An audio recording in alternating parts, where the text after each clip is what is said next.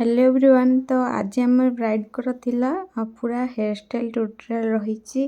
तो आपण मैंने देखते काली मैं अपलोड करी full face makeup tutorial video. तो तांकर जो हेयर लाइन थिला बहुत ही कम थिला। तो आप देख पारे स्लैब बहुत ही क्लीनली जना पड़ जाउची।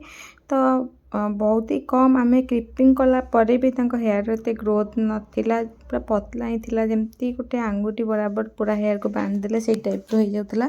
तो आम ये किटा अलग करने चेष्टा करी जमती कि पूरा हेयर को कर्ली करने को भाभी।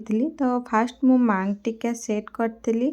तो मांग टीका देखिए गोल्डन कलर थिला, कारण सबू आउटफिट थिला गोल्डन टाइप रो। तो गोल्डन रो लुक पूरा थिला। शाड़ी भी गोल्डन पैटेड पूरा मेरून शाड़ी थिला। तो आम से हेयर स्टाइल भी से टाइप रो किसी करिया चाहिए जमती कि हेयर स्टाइलटा पूरा फेस को मानिबो। तो फेस गोल टाइप रही। आम बैककम कर स्टार्ट करूँ गोटे पप क्रिएट करने कि हेवी पप हो नाला। एक्सटेंशन तो मो पाखे सब रखी न थाए, कारण क्लाइंट को हेयर लाइन कौ टाइप थाए सब जना न थाए। एक्सटेंशन ये निहाती भाव लगेवा दरकार भी थिला, किंतु एक्सटेंशन मो पाखे जमा भी नाला। तो ये एक्सटेंशन को अवॉइड कर डायरेक्ट ओरिजिनल हेयर रे मु पप क्रिएट करची, किंतु हेवी पप करी जमती कि फेस रो कौन शेप चेंज न हो। तो हेवी पप न करी लाइट वेट पप ही करची। हेयर आम चाहिए भी हेवी पप करि परिबा। हेयर को बैककम करिकी राउंड करिकी आम गोटे हेवी पप भी चाहिए करिपरिबा, किंतु मुझे हेवी पप करी लाइट वेट पप करची। पूरा हेयर को भल भाव बैककम करची, फिक्सर द्वारा फिक्स करके आम गोटे सुंदर लाइट वेट पप क्रिएट करें, जोटा कि आमको गोटे सुंदर लुक दब आउ हेवी भी करबनी बेसी हेयर को आमर स्टाइल को, जमती कि आमर क्लाइंट लुकटा परफेक्टली आसीबो आउ अतिरिक्त हेवी भी आसबनी आ फेस रो शेप कौन प्रकार चेंज हेबनी। तो फ्रंट रे हेयर लाइन भी कम थिला। तो से हिसाब रे आमको भी हेयर स्टाइल करार। तो बैक रे पूरा भल भाव बैककम कलापर मु पूरा हेयर रे फिक्सर अप्लाई करी। तापर ताको क्लीन करी भल भाव देख पारे आराम से आराम हाथ में बढ़िया से क्लीन करार अच्छी, जमीती कि आमर पूरा भल भाव जो छोट छोट बेबी हेयर थाए सी भी बसीज। तो ये आम सेटिंग स्प्रे बदले साइन स्प्रे भी अप्लाई करें। साइन स्प्रे बहुत भल भाव बेबी हेयर तो बसी जाए। मुझे डायरेक्ट सेटिंग स्प्रे द्वारा ही करनी, कारण टाइम भी बहुत कम था, फटाफट आम कम करार। आम आसी फ्रंट को। फ्रंट रे आम क्लाइंट का जो हेयर था तो आप देख पारे बहुत ही पतला और लाइट वेट हेयर। ता सहित कर्ली कले भी हेयर रे बोधे बाउंसी आसबनी भाभी फास्ट। तापर मु स्टार्ट करी कर्ली करवा आउ सेक्शन बाय सेक्शन मु पूरा हेयर को कर्ली करवा स्टार्ट करी।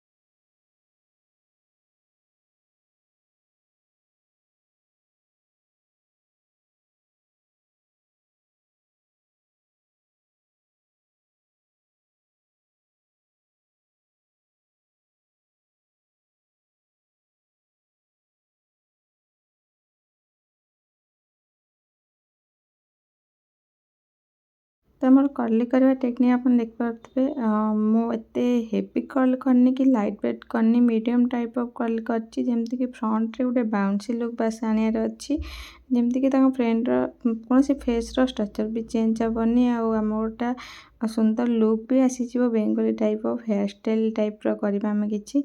हेयर लाइन देख पारे एत कम जे आम कर्ली करदेलु तो कर्ली गुड़ा बहुत ही सरू सरू हो जाता। ଯେମିତିକି ଗୋଟେ ହେଭି ଲୁକ୍ ଆସିବା କଥା କଲିରେ ସେମିତି ବି ନଥିଲା। ବହୁତ ହି ପତଲା ହେୟାର୍ ଥିଲା। ଆଉ ଏତେ ପତଲା ହେୟାର୍ ତ ମୁଁ କେବେ ବି ଦେଖିନଥିଲି ମୋ କ୍ଲାଏଣ୍ଟମାନଙ୍କର। ତ ପ୍ରାୟତଃ ଆମ ଏରିଆରେ ପିଲାମାନଙ୍କର ହେୟାର୍ ବହୁତ ଭଲ ଥାଏ, କିନ୍ତୁ ତାଙ୍କ ହେୟାର୍ ବହୁତ ହି କମ୍ ଥିଲା। ପୁରା ଲାଇଟ୍ ୱେଟ୍ ହେୟାର୍, ତା ସହିତ ହେୟାର୍ ପୁରା ଡ୍ରାଏ ଆଉ ଡ୍ୟାମେଜ୍ ବି ଥିଲା। ଜମା ବି ଭଲ ହେୟାର୍ ନଥିଲା। ପୁରା ହେୟାର୍ ଖରାପ ହେଇଯାଇଥିଲା ତାଙ୍କର। କୌଣସି ପ୍ରକାର ଟ୍ରିଟମେଣ୍ଟ ବି କରିନାହାନ୍ତି ବୋଧେ ତାଙ୍କ ଚୁଟି, ସେଥିପାଇଁ ବେଶୀ ଖରାପ ହେଇଯାଇଛି। ତ ଧୀରେ ଧୀରେ ମୁଁ ପୁରା ହେୟାର୍କୁ ହାଲକା ହାଲକା କର୍ଲି କରି ନେଇଥିଲି।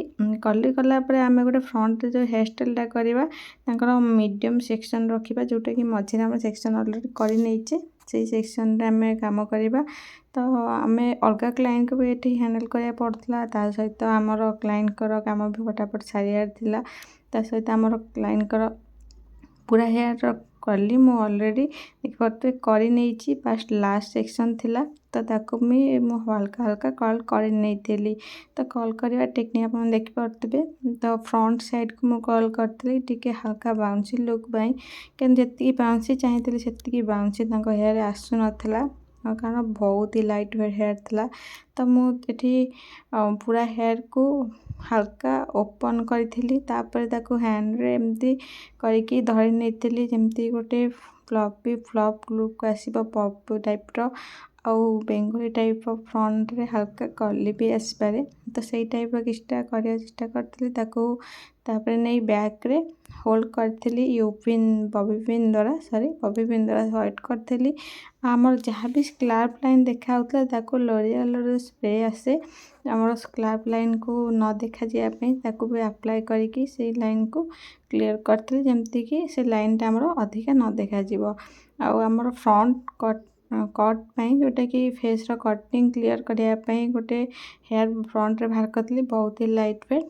ତ ସେପଟ ସାଇଡ଼୍ରେ ମୁଁ ସେମ୍ ଟେକ୍ନିକ୍ରେ ହେୟାର୍କୁ ବ୍ୟାକ୍ ସାଇଡ଼୍କୁ କରିଥିଲି, କାରଣ ଆମକୁ ଏଠି ଚୁନି ବି ପକାଇବାର ଥିଲା ପୁରା ଉପର ସାଇଡ଼୍ରୁ। ତ ସେଥିପାଇଁ ଆମେ ଏଠି ଅଧିକା ହେଭି ପପ୍ କରିନଥିଲୁ, ତ ଲାଇଟ୍ ୱେଟ୍ ପପ୍ କରିଥିଲି। ଆଉ ଦେଖିପାରୁଥିବେ ମୁଁ ସ୍ପ୍ରେ ସହିତ ତାକୁ ପୁରା ଭଲ ଭାବରେ ହାଇଡ଼୍ କରି ନେଇଥିଲି। ତାପରେ ମୁଁ ବ୍ୟାକ୍ ସାଇଡ଼୍ରେ ପୁରା ହେୟାର୍କୁ ନେଇଛି, ଦେଖିପାରୁଥିବେ ପୁରା ହେୟାର୍କୁ ଧରିଲେ କେତିକି ହେଉଛି, ମାତ୍ର ଟିପେ ଟିପେ, ବହୁତ ହି କମ୍ ହେୟାର୍। ମାନେ ମୁଁ ରବରକୁ ପ୍ରାୟ 7ରୁ 8 ଥର ଗୁଡ଼େଇଛି, ଯେଉଁ ରବର ଥରେକୁ 2 ଥର ଗୁଡ଼େଇ ହୁଏ, କିନ୍ତୁ ତାଙ୍କ ଚୁଟିରେ ପୁରା ପତଲା ଚୁଟି ଯେଥିଲା ପୁରା, ସେଥିପାଇଁ ସେ 7ରୁ 8 ଥର ଗୁଡ଼େଇ ହେଇଥିଲା। ତାକୁ ଭଲ ଭାବରେ ଗୁଡ଼େଇକି ଭଲ ସେ ଟାଇଟ୍ କରି ନେଇଥିଲି। ତାପରେ ମୁଁ ଏଠି ପପ୍ ଦେଇଥିଲି ଗୋଟେ ହେଭି ପପ୍, କାରଣ ମୁଁ ସବୁବେଳେ କ୍ଲାଏଣ୍ଟଙ୍କର ଛୋଟ ପପ୍ ଦେଇଥାଏ, କାରଣ ତାଙ୍କ ହେୟାର୍ ଲାଇନ୍ ଅଲରେଡ଼ି ବହୁତ ଭଲ ଆଉ ହେଭି ଥାଏ। କିନ୍ତୁ ଆମ କ୍ଲାଏଣ୍ଟ ଯିଏ ଥିଲେ ତାଙ୍କ ହେୟାର୍ ବହୁତ ହି କମ୍ ଥିଲା, ଯେହେତୁ ଟିକେ ବଡ଼ ପପ୍ ଦେଇଥିଲି। ଆଉ ବବି ପିନ୍ରେ ସେଟ୍ କରିଥିଲି, ୟୁ ପିନ୍ରେ ସେଟ୍ କରିନଥିଲି। ତାପରେ ପୁରା ହେୟାର୍କୁ ବ୍ୟାକ୍କୁ କମ୍ କରିକି ମୁଁ ତାକୁ ଗୋଟେ ରବର ବ୍ୟାଣ୍ଡ ଦ୍ୱାରା ସିକ୍ୟୁର୍ କରିଥିଲି। ତ ରୂପା ଯେହେତୁ ଅଲଗା କାମରେ ବ୍ୟସ୍ତ ଥିଲା, ତ ଏକା ହିଁ କରିବାକୁ ମୋତେ ପଡ଼ିଥିଲା ସବୁ କାମ। ତ ଦେଖିପାରୁଥିବେ ମୁଁ କେମିତି ସେଟ୍ କରୁଛି। ତ ଏକା ସେଟ୍ କରିବା ପାଇଁ ଟିକେ କ୍ଲାଏଣ୍ଟକୁ ବି ତମ ସହିତ କମ୍ପ୍ରମାଇଜ୍ କରିବାକୁ ହିଁ ପଡ଼ିବ। ଯଦି କ୍ଲାଏଣ୍ଟ ଠିକ୍ସେ ଦେଖେଇବେନି ମୁଣ୍ଡ, ଆମେ କରିପାରିବାନି ଏକା ଏକା କଦାପି। ତ ଜଣଙ୍କର ସାହାଯ୍ୟ ନିଶ୍ଚୟ ଦରକାର ହେବ। ତ ବହୁତ କୋଅପରେଟିଭ୍ ଥିଲେ ଆମ କ୍ଲାଏଣ୍ଟ, ତ ବହୁତ ଭଲ ଭାବରେ ସିଏ କାମକୁ ମ୍ୟାନେଜ୍ ବି କରିଥିଲେ ମୋ ସହିତ, ଆଉ ମୋତେ ଏକା କରିଥିଲେ ଯେହେତୁ କାମ, ସେ ବହୁତ ହେଲ୍ପ ବି କରିଥିଲେ। ତ ତା ସହିତ ମୋ କାମ ପୁରା ଫିନିଶ୍ ମୁଁ କରି ନେଇଥିଲି। ତ ବ୍ୟାକ୍ ସାଇଡ଼୍ରେ ବନ୍ଟା ଯେତେବେଳେ ବନେଇଥିଲି, ବହୁତ ହି ହେଭି ଆସିଥିଲା ବନ୍ଟା, ବହୁତ ଭଲ ବି ଲାଗିଥିଲା। ତାପରେ ଯାହା ଏକ୍ସଟ୍ରା ହେୟାର୍ ରହିଥିଲା ମୁଁ ତାକୁ ସବୁ ରାଉଣ୍ଡ କରି ନେଇକି ତା ଦେହରେ ଫିକ୍ସ କରି ନେଇଥିଲି। ତା ପୂର୍ବରୁ ମୁଁ ଗୋଟେ ୟୁ ପିନ୍ ନେଇଥିଲି, ଆଉ ଆମର ଯେଉଁ ବ୍ୟାଣ୍ଡ ମାରିଥିଲି ରବର ବ୍ୟାଣ୍ଡ, ତାକୁ ସିକ୍ୟୁର୍ କରିଥିଲି, ଯେମିତିକି ସେ ଜାଗାରୁ ଆଉ ଖସିବା ଷ୍ଟାର୍ଟ ନ କରିବ। ତ ଚାରିକରେ 4ଟା ମାରିଲେ ବି ଚଳିବ, ମୁଁ ଗୋଟେ ମାରିଥିଲି, କାରଣ ଯେହେତୁ ଆମ କ୍ଲାଏଣ୍ଟଙ୍କର ହେୟାର୍ ଲାଇନ୍ ବହୁତ ହି ପତଲା, ତ ସିଏ କୌଣସି ପ୍ରକାର ଆମ ହେୟାର୍କୁ ଟାଣିବନି। ଯେହେତୁ ହେଭି ହେୟାର୍ ଥାଏ ଜଣ ଜଣଙ୍କର, ସେମାନଙ୍କ ହେୟାର୍କୁ ଟାଣିବା ଷ୍ଟାର୍ଟ କରିଥାଏ ବନ୍, କିନ୍ତୁ ଯେହେତୁ ଲାଇନ୍ କମ୍ ଅଛି ତ ଓଜନ ହେବନି, ହେଭି ବି ହେବନି, ତ ଘୋଷାଡ଼ିବ ବି ନାହିଁ ଚୁଟିକି ସିଏ। ତ ସେଥିପାଇଁ ଗୋଟେ ମାରିଦେଲେ ବି ଚଳିବ।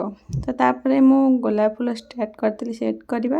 ତ ଏଥିରେ ମୋତେ ବହୁତ ସାରା ଟାଇମ୍ ଲାଗିଯାଇଥିଲା, କାରଣ ତାଙ୍କର ଯେଉଁ ହେୟାର୍ ଥିଲା ବହୁତ ହି କମ୍ ଥିଲା, ଆଉ ଫୁଲ ତାଙ୍କର ଆଣିଥିଲେ ବହୁତ ହି ହେଭି ସାଇଜ୍ର ଫୁଲ, ଯେଉଁଟାକି ବଡ଼ ବଡ଼ ସାଇଜ୍ ଫୁଲ, ଆଉ ଏ ଫୁଲର ଓଜନ ବହୁତ ସାରା ଥାଏ। ତ ତାକୁ ମୋତେ ଖୋସାରେ ହିଁ ଖୋସିବାର ଥିଲା, ଆଉ ତା ସହିତ ପିନ୍ ସହିତ ସେଟ୍ଅପ୍ କରିବାର ଥିଲା। जो टेक्निक रे मुझे एपर साइड रे सेट करती पूरा हेयर रे मु सेम टेक्निक रे अप्लाई करती फुल टेक्निक जोटा कि फुलटा को आम पूरा बन रे ता साइडटा लास्ट साइडटा पूरा एंट्री करवा तापर ताकू आम बॉबी पिन रे सिक्योर करवा जमती कि सेटा पूरा भल से सिक्योर हो खसबनी आमर जो गोलाप फुलर नाड़टा हल्का हल्का बाहर को देखा जाए से देखा ताकू आम जिप्सी द्वारा हाइड करना तो जिप्सी फ्लावर बहुत सारा क्लाइंट एवं आनुंट तो जोटा कि बहुत ही भल होमर हेयर स्टाइल हेल्प हो जाऊँगी जमती कि आमर गोलाप फुलर नाड़टा बेसी देखा तो प्राय आनती गजरा किंतु एबे तो बहुत सारा क्लाइंट जिप्सी फ्लावर नहीं जोटा कि बहुत भल भी लगुच तो देखिए आम मझे गोटे गोटे जिप्सी फ्लावर ऐड करूँ जमती कि आमर रोज रेड आउ मझे व्हाइट कलर फुलर कॉम्बिनेशन बहुत भल रही है बहुत सुंदर भी लगी था सहित गोटे सुंदर रॉयल लुक भी आसी था तो सेम टेक्निक पूरा हेयर रे मु कंप्लीट करी जमी कि गोटे सुंदर लुक भी आसो आम गोटे सुंदर हल्का फुल्का रॉयल लुक भी मिल जाव क्लाइंट को जमती कि कम फुल हेवी फ्लावर लुक आसो तो सही टाइप करी तो पाखापाखि 10 ରୁ 12टा फुल ये खर्च होता आमर बेसी हो नाला आउ जिप्सी पूरा गोटे दंडित खर्च हो जाता जमती कि बैक साइड रे जहाँ भी सब गोलाप फुलर नाड़ था ताको भी हाइड करार तो सही टाइप रो फुल मुझे बैक साइड रे तो ऊपर साइड लाइन रे भी मु पूरा देती गोलाप फुल ता तल जेतिक हाइड करार आमर रोज नाड़ को ताको भी सब जिप्सी देकी हाइड कर तो कम्प्लीटली आमर हेयर स्टाइल लुक कम्प्लीट हो जाता मु पूरा बॉबी पिन द्वारा सिक्योर करी आमर पूरा हेयर स्टाइल लुक केमी लगे कमेंट कर निश्चय कहे भल लगी लाइक कमेंट शेयर सब्सक्राइब करने को जमा भूलें रोचे जय जगन्नाथ देखा नेक्स्ट वीडियो आपण सहित।